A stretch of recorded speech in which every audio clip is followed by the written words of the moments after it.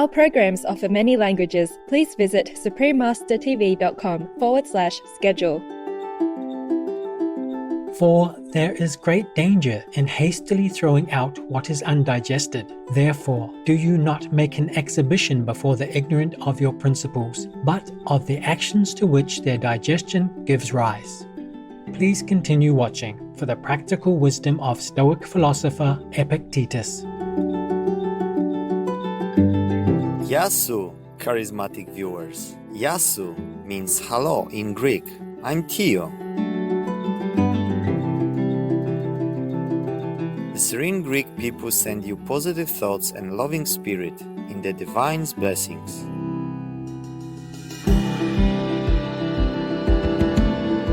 Welcome to Stoic Philosophy is Applied in Humility. Excerpts from Epictetus and Charedion, Part 2 of 2 on Words of Wisdom.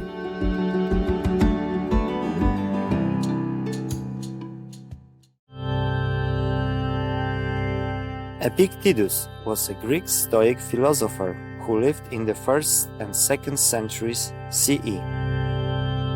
He was born in Phrygia, present-day Turkey, and during his youth was a slave in Rome to an important administrator in the court of the emperor. At an early age, Epictetus developed a significant interest in philosophy. With his owner's permission, he studied under Gaius Mausonius Rufus, who, along with Epictetus, is now considered one of the great Stoic philosophers of the Roman Empire. After acquiring his freedom in 68 CE, young Epictetus became a teacher of philosophy in Rome, later continuing his practice in northwestern Greece by founding a philosophical school there. Epictetus, who led a simple lifestyle with very few possessions, taught a practical philosophy to help people lead meaningful lives. He emphasized integrity, personal freedom, and self-mastery through the use of reason and virtue, which is required to live in accordance with nature. The detailed steps and techniques in this regard presented in his teachings illustrate Stoicism as a way of life. One of Epictetus' most dedicated students was Arrian, who compiled and published his own personal notes from his teacher's lectures into the well-known books Discourses and Enchiridion. Epictetus' teachings have had an immense influence throughout the centuries, including on the great philosopher and Roman Emperor Marcus Aurelius, on early Christian moral thought, on current approaches in psychology, and more, and continues to have an impact on many intellectuals, thinkers, and philosophers around the world. The beloved Stoic philosopher and teacher was remembered as a lively speaker who was able to make his listeners feel his own insights. We will now continue with excerpts from Epictetus and Charedion, where the Stoic philosopher guides us through life's situations with practical wisdom and care for one's righteousness and inner clarity. The Enchiridion.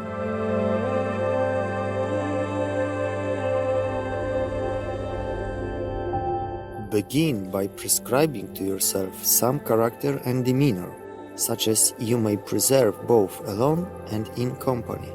Be mostly silent, or speak merely what is needful and in few words. We may, however, enter sparingly into discourse sometimes when occasion calls for it, but let it not run on any of the common subjects as gladiators or horse races or athletic champions, or food or drink, the vulgar topics of conversation, and especially not on men, so as either to blame or praise or make comparisons. If you are able, then, by your own conversation, bring over that of your company to proper subjects. But if you happen to find yourself among strangers, be silent. Let not your laughter be loud, frequent, or abundant. Avoid taking oaths, if possible, altogether, at any rate, so far as you are able. Avoid public and vulgar entertainments, but if ever an occasion calls you to them, Keep your attention upon the stretch, that you may not imperceptibly slide into vulgarity. For be assured that if a person be ever so pure himself, yet if his companion be corrupted, he who converses with him will be corrupted likewise. Provide things relating to the body no further than absolute need requires, as food, drink, clothing, house, retinue, but cut off everything that looks toward show and luxury. Before marriage, guard yourself with all your ability from unlawful intercourse with women. Yet be not uncharitable or severe to those who are led into this, nor boast frequently that you yourself do otherwise. If anyone tells you that a certain person speaks ill of you, do not make excuses about what is said of you, but answer, he was ignorant of my other faults, else he would not have mentioned these alone.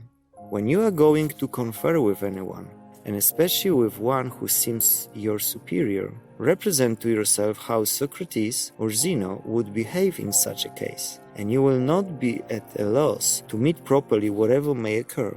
When you are going before anyone in power, fancy to yourself that you may not find him at home, that you may be shut out, that the doors may not be opened to you, that he may not notice you. If, with all this, it be your duty to go, bear what happens and never say to yourself, it was not worth so much. For this is vulgar, and like a man bewildered by externals. In company, avoid a frequent and excessive mention of your own actions and dangers. For however agreeable it may be to yourself to allude to the risks you have run, it is not equally agreeable to others to hear your adventures. Avoid likewise an endeavor to excite laughter, for this may readily slide you into vulgarity, and, besides, may be apt to lower you in the esteem of your acquaintance. Approaches to indecent discourse are likewise dangerous. Therefore, when anything of this sort happens, use the first fit opportunity to rebuke him who makes advances that way, or, at least, by silence and blushing and a serious look, show yourself to be displeased by such talk. If you are dazzled by the semblance of any promised pleasure, guard yourself against being bewildered by it, but let the affair wait your leisure, and procure yourself some delay. Then bring to your mind both points of time, that in which you shall enjoy the pleasure, and that in which you will repent and reproach yourself after you have enjoyed it, and set before you, in opposition to these, how you will rejoice and applaud yourself if you abstain. And even though it should appear to you a seasonable gratification, take heed that its enticements and allurements and seductions may not subdue you, but set in opposition to this how much better it is to be conscious of having gained so great a victory. When you do anything from a clear judgment that it ought to be done, never shrink from being seen to do it, even though the world should misunderstand it. For if you are not acting rightly, shun the action itself. If you are, why fear those who wrongly censure you? Never proclaim yourself a philosopher, nor make much talk among the ignorant about your principles, but show them by actions. Thus, at an entertainment, do not discourse how people ought to eat, but eat as you ought. For remember, thus Socrates also universally avoided all ostentation. And when persons came to him and desired to be introduced by him to philosophers, he took them and introduced them. So well did he bear being overlooked. So, if ever there should be among the ignorant any discussion of principles, be for the most part silent. For there is great danger in hastily throwing out what is undigested. And if anyone tells you that you know nothing, and you are not nettled at it, then you may be sure that you have really entered on your work. For sheep do not hastily throw up the grass to show the shepherds how much they have eaten, but inwardly digesting their food. Thus, therefore, do you not make an exhibition before the ignorant of your principles, but of the actions to which their digestion gives rise. When you have learned to nourish your body frugally, do not pique yourself upon it. Nor, if you drink water, be saying upon every occasion, I drink water, but first consider how much more frugal are the poor than we, and how much more patient of hardship. If at any time you would inure yourself by exercise to labor and privation for your own sake and not for the public, do not attempt great feats. But when you are violently thirsty, just rinse your mouth with water and tell nobody. The condition and characteristic of a vulgar person is that he never looks for either help or harm from himself, but only from externals. The condition and characteristic of a philosopher is that he looks to himself for all help or harm. The marks of a proficient are that he censures no one, praises no one, blames no one, accuses no one, says nothing concerning himself as being anybody or knowing anything. When he is in any instance hindered or restrained, he accuses himself, and if he is praised, he smiles to himself at the person who praises him. And if he is censured, he makes no defense, but he goes about with the caution of a convalescent, careful of interference with anything that is doing well but not yet quite secure. He restrains desire. He transfers his aversion to those things only which thwart the proper use of our own will. He employs his energies moderately in all directions. If he appears stupid or ignorant, he does not care. And, in a word, he keeps watch over himself as over an enemy and one in ambush.